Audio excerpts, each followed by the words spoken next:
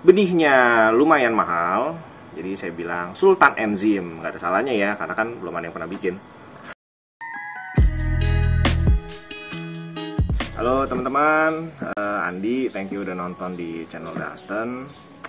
Hari ini saya bakalan bagi tips buat teman-teman yang memang baru mulai tanam microgreen atau mungkin main hidroponik juga. Dan biasanya kalau teman-teman yang memang awal itu kan semangatnya masih membara banget ya. Jadi kalau ke marketplace itu pasti pengen coba tanam. Jadi beli benih kebanyakan nih ceritanya nih. Dan ternyata dengan adanya kesibukan sehari-hari nggak sempet tanam dan benihnya udah keburu kadaluarsa atau basi lah ya. Jadi dicoba tanam dikit ternyata nggak numbuh gitu loh. Nah, daripada dibuang benihnya, sebenarnya kita bisa manfaatin untuk difermentasi.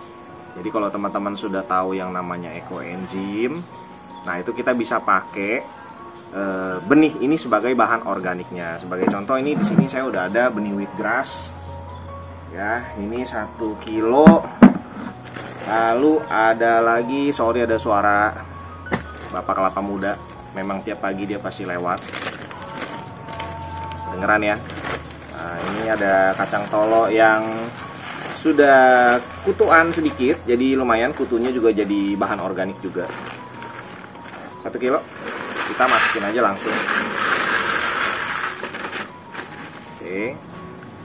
Dan ini benih mahal yang daya sproutnya sudah jelek sekali, dan nggak mungkin lah kalau misalnya kita distribusikan dan kita tanam juga buang-buang waktu sebenarnya. Sunflower black seed oil atau sunflower hitam ini ada kurang lebih 2 kilo.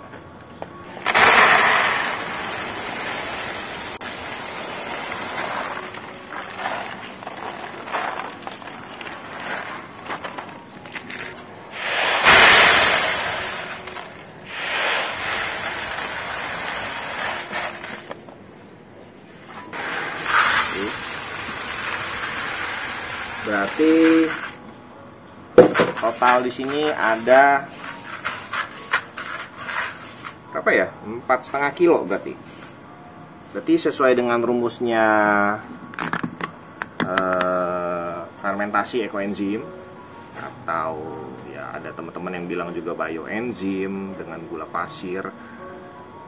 Saya kasih nama sendiri juga dong, boleh ya? Karena saya pakai benih dan benihnya lumayan mahal. Jadi saya bilang Sultan Enzim, nggak ada salahnya ya, karena kan belum ada yang pernah bikin.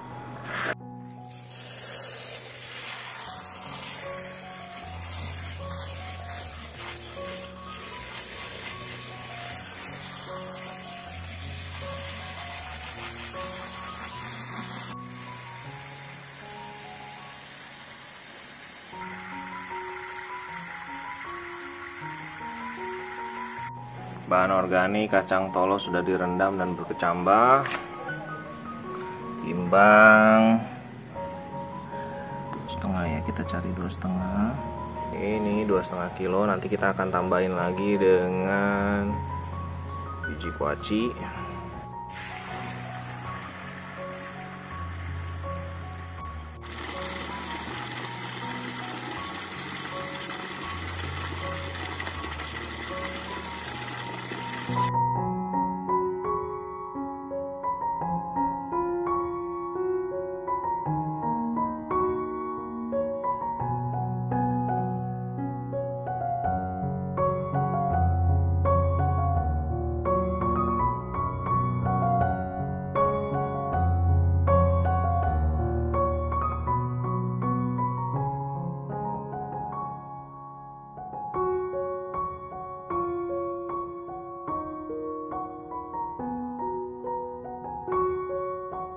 Kita bantu dengan starter, ini ekoenzim 500 ml.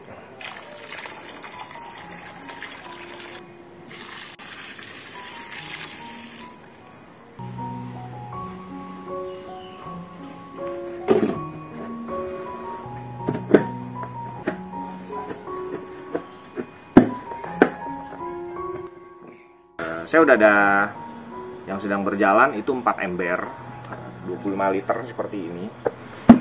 3 ember sudah berjalan 1 bulan setengah, 1 bulan setengah lagi akan panen. Dan so far gasnya itu banyak sekali. Jadi sampai jalan sekarang pun 1 bulan setengah itu masih mengeluarkan gas. Jadi tiap sehari 2 hari saya akan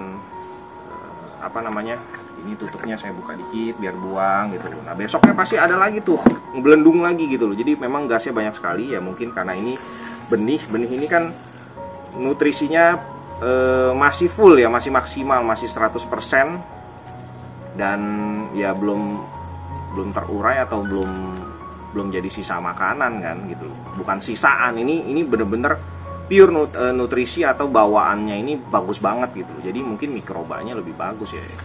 Ya itu nantilah ya, kalau misalnya udah panen, misalnya ada yang mau uji lab, saya akan kasih kok. So far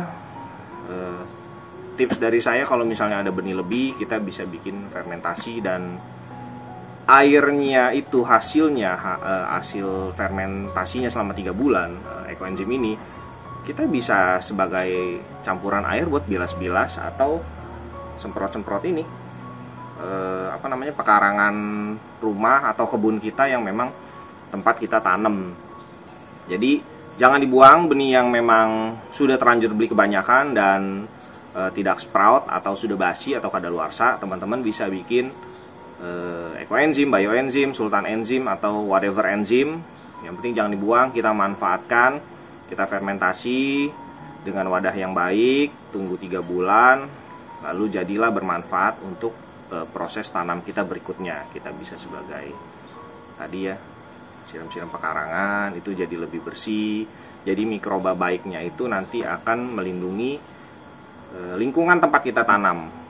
Sayur-sayur daunnya jadi lebih lebar. Kalau teman-teman lihat ini kalenya saya di belakang, ini tiap sore saya selalu semprot si ekoenzim ini atau bioenzim atau sultan enzim. Tiap sore saya selalu semprot.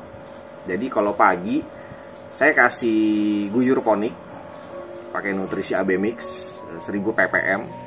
Media tanamnya ini saya pakai kokopit. Ada yang full kokopit, ada yang 50-50 dengan sekam bakar. Jadi sekam bakar kokopit sebako. Nah tiap sore saya selalu spray dengan cairan enzim itu 1:1000 always tiap sore. Jadi tiap pagi selalu guyur ponik nutrisi, tiap sore itu dengan fermentasi enzim selalu. Jadi kalau teman-teman lihat akun Instagramnya saya, daun kalenya lebar-lebar ya mungkin gara-gara enzimnya juga kali ya. So far juga nggak ada kutu putih, kutu merah, spider mite segala macem, nggak ada ya selama saya tanam kale ini. So boleh dicoba. Teman-teman juga udah tahu perbandingan rumus untuk ekoenzimnya 1:3:10.